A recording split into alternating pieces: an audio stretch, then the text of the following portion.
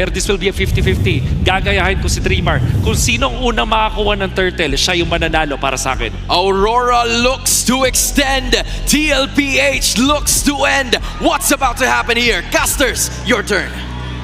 Malalaman na natin kung paano nga ba magpapatuloy ang ating Grand Finals. Sa huling tatlong laro ay napanood natin na nagdodomina ang Team Liquid Philippines. Paano pa kaya pupuso ang Aurora Gaming dito? Napakabigat ng naatas na responsibilidad para sa lahat ng mga miyembro ng Aurora Gaming dito. Again, kailangan nila mag-reset, kailangan nila mag-restart for sure naman.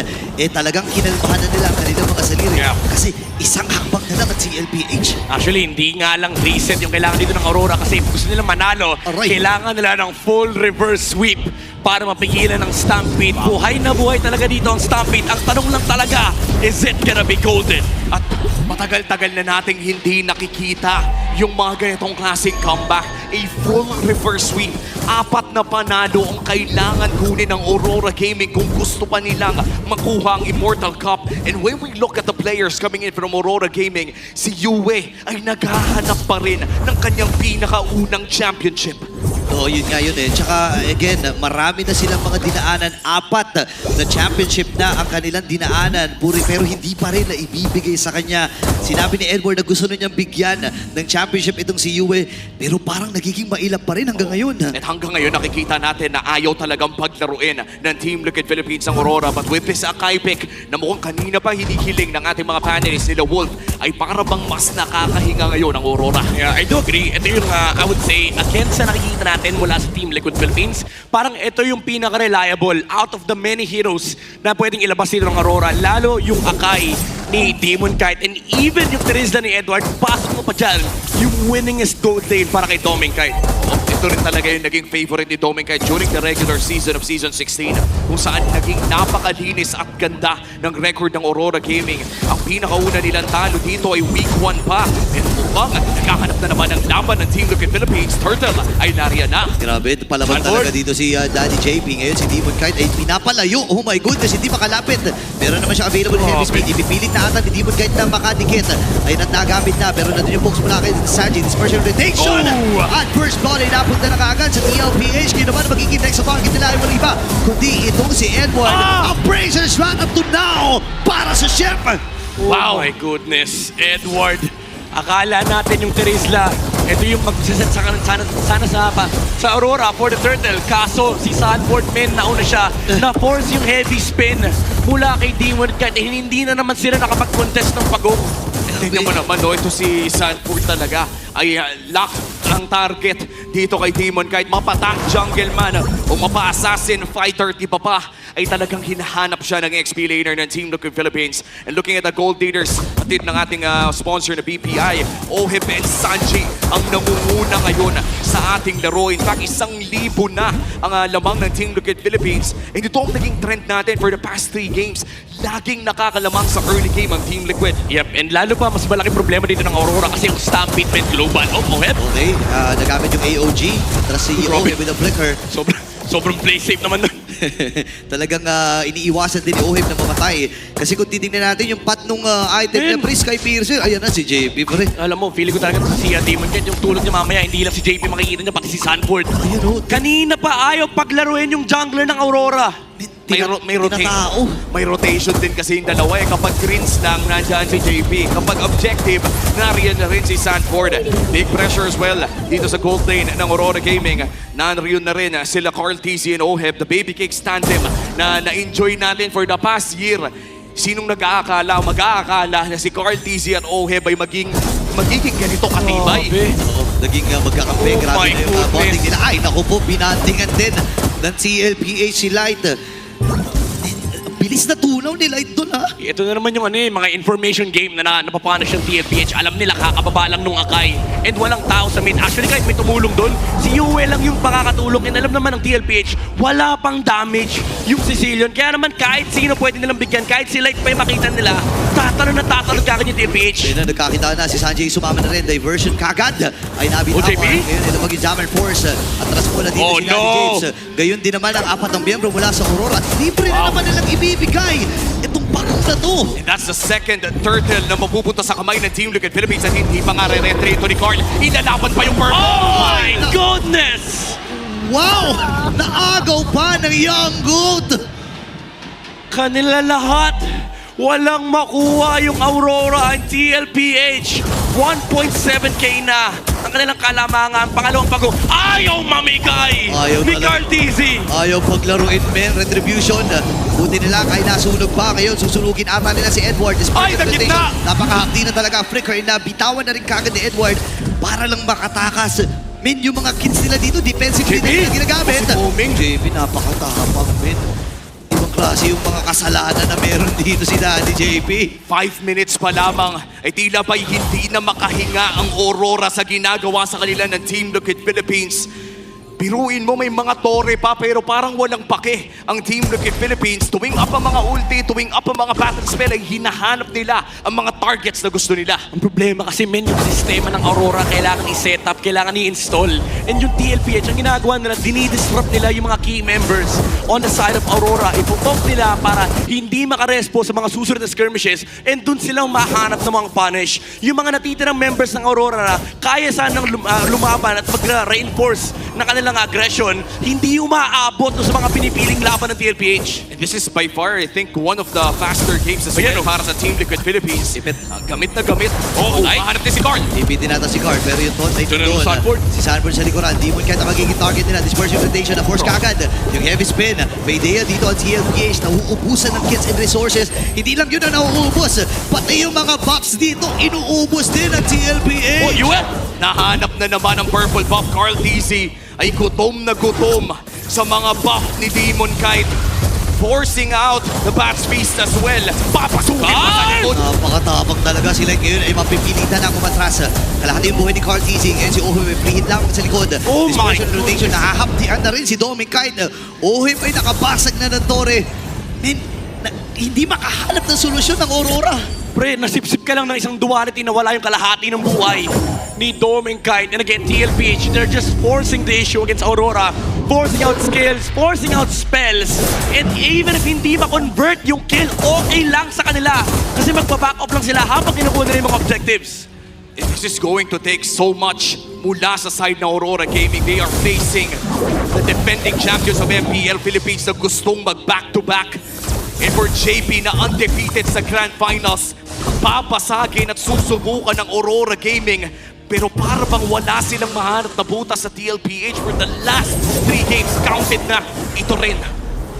Ibang klase na JP at ito si Sanford. Kung sino-sino na lang ang pinagtitripan nila. Ayaw magpahinga. Nandito na ni diversion play. Wala atang ideya dito ang Aurora. Pasok si Cardi. Tumama yung taunt. The flicker. Ay na-force na rin kagad. Even the back east. Para dito kay Yue. Wala pa masyadong damage itong Cecilio na ito.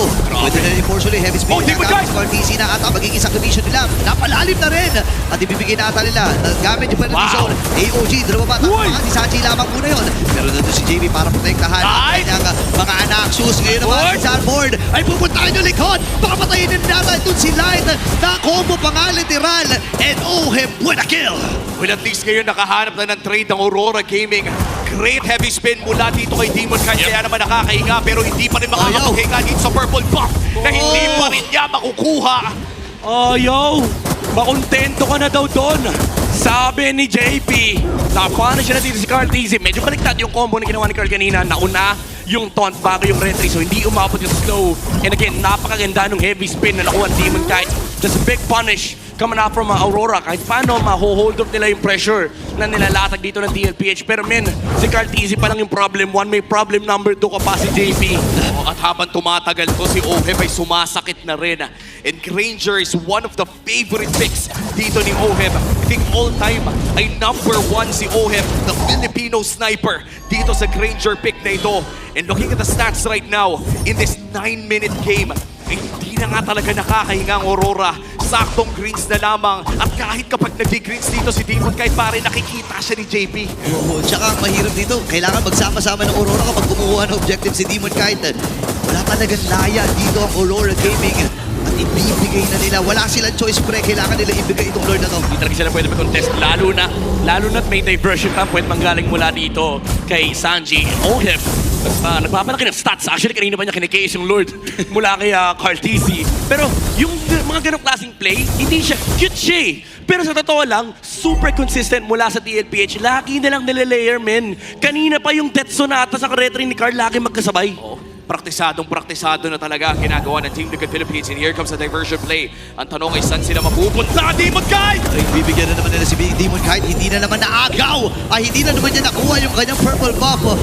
OMG! Talagang kanina pa ata, since minute 2, wala pang purple buff itong si Demon Kite. Akala mo naka-funny yung Akay eh. Akala mo naka-funny si Demon Kite dito kung gusto Aray ng purple ng Team Liquid Philippines. May Holy Shields pa naman dito sa gitna pero agad na itong puputok. Sila. May Holy Shield pa doon sa may bandang ibaba. Si Light ay kailangan na nga mag-recall. Naghahanap ng inhibitor turns ang Team Liquid Philippines dito and Aurora Gaming forced to defend against this Lord Empowered GL. Okay, sumabog na naman yung ibaba eh. And naka-ready pa rin ang TLPH. Pinapatay ni Sanji kung may lilikod sa kanya. Hanggang ngayon hindi pa rin nila nakikita si Light. Nasa likuran ata. And penalty zone na, tatlo ang nahuli. Pero sapat ba yung kanilang damage? Parang hindi! Kasi pinagpapabaril! Kasi nandito rin Ohem. Kapapapatay din si Ohem. Kailangan na kumapatay. Hindi rin nagamit din. Layo si Demon Guy. Same with Edward. Pero sapat ba yung kakayahan nila? Sanji nakaflicker na. Dispersion. Diversion play actually ay ginamit niya at hindi lang siya nakasakay. Kakuntigan pa siya doon na makalabas ng Aurora. That sandwich from Light, it worked out in their favor. Medyo nagkagulo yung team fight for TLPH. Nag-disperse sila, even though nakapag-flicker out si Ohem. Medyo nag-overcommit din yung Granger and nahuli siya ni Doming at pa rin ni Yue. And the regular season MVP of Season 16, Light, finds a way para dito sa Aurora Gaming na makahinga pa mas lalo. Mapapanood natin yan sa ating instant replay. Penalty zone mula kay Edward. Yes, it was a quick flicker mula dito kay Ohe, pero Midnight, paano ba na nag-continue ito? Tinamaan na naman ng Sanguine's Claw si Ohem, tapos tinamaan siya nung Bats Impact mula kay Yue, kaya naman napatumba nila yung Granger, and after that, nawala yung damage dealer dito ng TLPH. Although nandiyan pa naman si Sanford at si Sanji, nagkahiwa-hiwalay na sila kasi nandun na lumabas yung heavy spin mula kay Demon Kite. At pumupuso pa rin dito ang Aurora Gaming. Nakat nila ang gold lead by around 2,000 at kaya na pumalagi. Itong mga 4,000, 5,000, yan na yung kahit papano ay kaya mo makipag 5v5. Granted, na mas maganda yung maging setup para sa Aurora Gaming. Tandaan natin, hindi na pwedeng madapa ang Aurora dito. 3 beses nang nanalo ang Team Liquid Philippines at isa na lang ang kailangan nila for back-to-back MPL champions. At 40 seconds na lang ang ating inaabangan para sa pangalawang Lord ng larong ito. Si Light ay matatagpuan dito ni KRTZ. Ngayon, kinakapa muna ng Aurora yung mga damuhan dahil ang daming mga players dito ng CL na hindi nagpapakita. Kasama na ang Aurora, hahawakan ng TLPH and Lord. At si Sanford ay nakaabante. Naghahanap si Sanford ng angulo dito. Sasayawin lamang ang Likod. Lord. RTC, hahawakan na. Half HP para sa Lord na to. Demon Kite nasa harap pa rin ni RTC. Si Edward naghahanap si JP doon sa likod. Makikita si Yue. Si Sanford ay tatalo na rin. Edward! Pero si Likod ay tumalo na rin. Itong si Edward. Sanji ata ay mapapatay. Yung Lord! Examine Force pero makakatakas din siya. Yung Lord! Ohem ready pa rin talaga. Ganda ng heavy spell. Si Demon Kite ang nagtagumpay. Bukay pa rin naman sila dito. No way! Mapapatay siya ni Doming. Sanford! Sa bahagi naman, may hinahanap doon si JP. JP ngayon ay idadalin, or si Sanji ay idadalin doon sa may gilid. Pero lalayo na muna sila. Sabi ni Sanford, Doming Kite! Doming Kite. Dahil pag examine Force, atras muna si Ohem dito. Sasaluhin na ni Sanford lahat ng damage mula dito sa Aurora. Wow, Pero buhay pa rin siya! No way! Son, purify yung nagamit ni Doming. Pero hahabulin siya ni Danny JP! Si Light ngayon ay kailangan na rin.